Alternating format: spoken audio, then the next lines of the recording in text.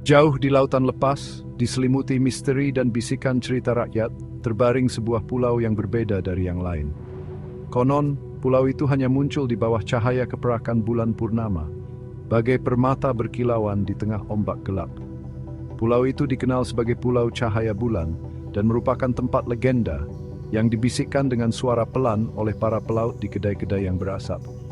Beberapa orang berbicara tentang harta karun kuno yang tersembunyi di sana, dijaga oleh roh dan sihir kuno.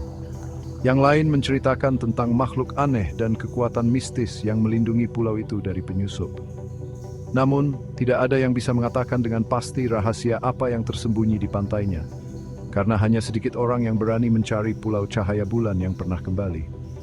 Kebenarannya, yang hilang ditelan waktu dan diselimuti cerita rakyat, menunggu untuk diungkap. Pulau itu memanggil orang-orang dengan jiwa petualang dan hati yang haus akan hal-hal yang tidak diketahui. Dan itu adalah panggilan yang akan segera dijawab pelaut muda bernama Raka. Raka, seorang pemuda dengan darah pelaut dan rasa haus akan petualangan di hatinya, tinggal di sebuah desa pesisir yang kecil. Dia telah menghabiskan hidupnya mendengarkan cerita para pelaut berpengalaman. Suara-suara mereka melukiskan gambaran yang jelas tentang negeri-negeri yang jauh dan pelayaran yang berbahaya. Namun, ada satu cerita yang memikatnya lebih dari yang lain. Legenda Pulau Cahaya Bulan dan harta tersembunyi di sana. Suatu malam, saat matahari terbenam di Cakrawala, Raka mendapati dirinya duduk di samping Pak Tua Kailan, seorang nelayan tua yang terkenal dengan cerita-ceritanya yang luar biasa. Mata Kailan, sebiru dan sedalam lautan, berbinar-binar dengan cahaya penuh arti saat dia berbicara tentang Pulau Cahaya Bulan. Dia menggambarkan keindahannya yang menakjubkan, bagaimana cahaya bulan tampak menari di atas ombak, menyesatkan jiwa-jiwa yang tersesat. Dia mengisyaratkan bahaya yang menunggu mereka yang berani mencari rahasia pulau itu, tentang arus yang berbahaya dan badai yang dahsyat. Tapi dia juga berbicara tentang kekayaan yang tak terbayangkan yang konon tersembunyi di sana, cukup untuk membawa kemakmuran bagi desa Raka yang sedang berjuang. Penasaran dan dipenuhi kerinduan akan petualangan, Raka tidak bisa mengabaikan panggilan Pulau Cahaya Bulan. Dia merasakan api menyala di dalam dirinya, kerinduan untuk mengungkap kebenaran di balik legenda. Terlepas dari peringatan dari penduduk desa yang lebih tua, dan ketakutan yang berkelap-kelip di mata mereka, Raka bertekad untuk memulai perjalanan berbahaya ini. Dia menghabiskan waktu berminggu-minggu dengan cermat mempersiapkan pelayarannya. Dia memperkuat layar perahu layarnya yang kecil namun kokoh, mengumpulkan perbekalan dan mempelajari peta bintang. Jantungnya berdebar-debar karena semangat.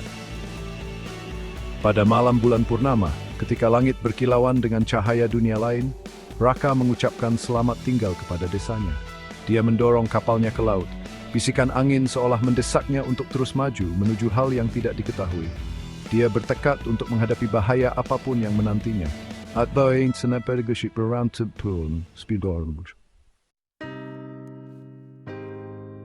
Perjalanan itu penuh dengan tantangan yang menguji keberanian dan tekad Raka.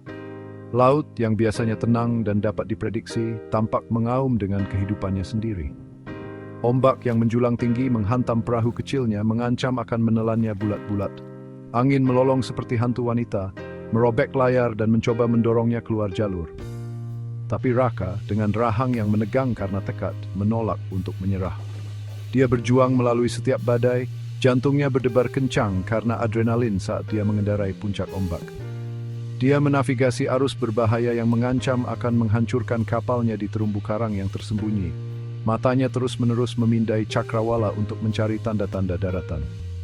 Dia berpegang teguh pada harapan bahwa legenda itu benar, bahwa Pulau Cahaya Bulan menantinya. Dia mengingat konkendensi tentang kebaikan US untuk sejumlah turun serta karun itu. Karus yang dilusida Indonesia memberi yang kekuatan untuk terus maju. Bagian 5 Pulau Pesona Biru. Tepat ketika harapannya mulai menipis, badai mereda secepat mulainya.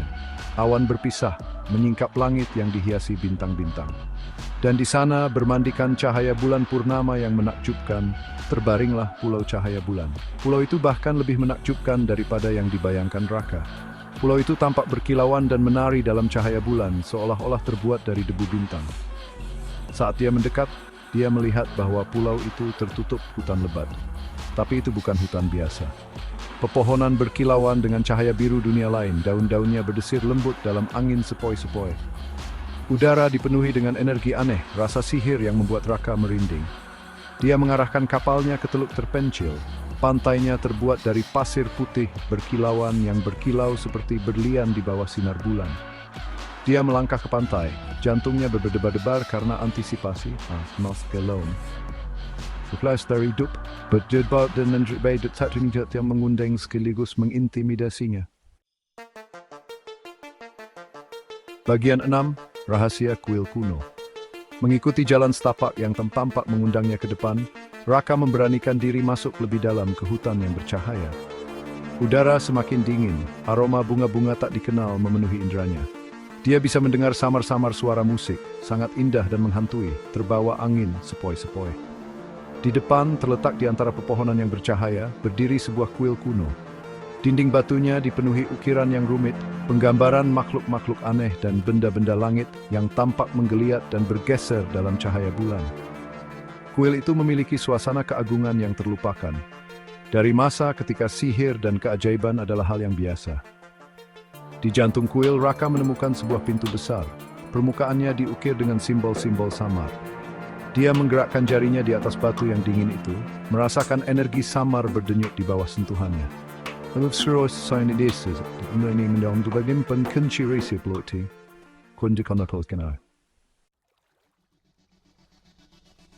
Bagian 7. Keinginan hati yang sebenarnya.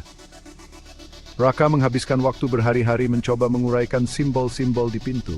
Pikirannya dipenuhi dengan berbagai kemungkinan. Dia mencoba setiap kombinasi yang bisa dia pikirkan, tetapi pintu itu tetap tertutup rapat. Kelelahan dan putus asa, Raka ambruk di atas batu yang dingin. Tatapannya tertuju pada bayangannya di genangan air yang menggenang di dasar pintu. Dia melihat seorang pemuda yang didorong oleh ambisi. Matanya dibayangi oleh keinginan akan kekayaan dan kemuliaan. Saat itulah dia menyadari kebodohan dari pencariannya. Dia datang ke Pulau Cahaya Bulan untuk mencari harta karun, dibutakan oleh janji kekayaan. Tetapi pulau itu telah menunjukkan kepadanya sesuatu yang jauh lebih berharga. Pulau itu telah menunjukkan kepadanya bahaya keserakahan. Bagaimana keserakahan dapat memutar balikkan niat yang paling murni sekalipun. Pulau itu menuntut sesuatu yang lebih, sesuatu yang ambisius. Bagian 8. Hadiah kebijaksanaan. Dengan kejernihan baru, Raka menutup matanya dan berfokus pada bisikan angin, pada energi kuno yang berdenyut melalui pulau itu. Dia tidak memikirkan harta karun yang sangat diinginkannya, tetapi tentang kebaikan yang bisa dia lakukan untuk desanya. Dia memikirkan senyum di wajah keluarganya, harapan yang memenuhi mata mereka ketika dia kembali. Bukan dengan kekayaan, tetapi dengan kebijaksanaan yang telah dia peroleh. Seolah-olah menanggapi niatnya yang murni, simbol-simbol di pintu mulai bersinar. Udara berderak dengan energi dan tanah bergetar di bawah kakinya. Dengan gemuruh rendah, pintu besar itu terbuka ke dalam, menyingkapkan sebuah ruangan yang bermandikan cahaya putih lembut. Di tengah ruangan, terletak di atas alas giok berukir, terbaring satu kristal yang sempurna. Kristal itu berdenyut dengan cahaya lembut, memancarkan kehangatan dan kebijaksanaan. Bagian 9. Fajar baru. Raka mendekati kristal itu, hatinya dipenuhi dengan rasa damai yang belum pernah dia kenal sebelumnya. Dia menyadari bahwa harta karun Pulau Cahaya Bulan yang sebenarnya bukanlah kekayaan materi, tetapi sesuatu yang jauh lebih besar.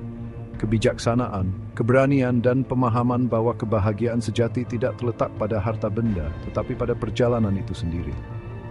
Dia mengambil kristal itu, sentuhannya mengirimkan sentakan energi ke seluruh tubuhnya, memenuhinya dengan rasa damai dan tujuan. Meninggalkan harta karun kuil itu tak tersentuh, Raka kembali ke desanya, hatinya dipenuhi dengan harapan baru. Dia membagikan pelajaran yang telah dia pelajari, pentingnya keberanian, kebaikan, dan pengejaran pengetahuan daripada kekayaan materi. Dia menggunakan kebijaksanaan yang telah dia peroleh untuk membimbing rakyatnya, memimpin mereka menuju masa depan yang lebih cerah. Dan dengan demikian, legenda Pulau Cahaya Bulan tetap hidup, Bukan sebagai kisah tentang harta karun tersembunyi, tetapi mengingat bahwa kekayaan terbesar seringkali ditemukan bukan pada apa yang kita cari, tetapi pada perjalanan itu sendiri.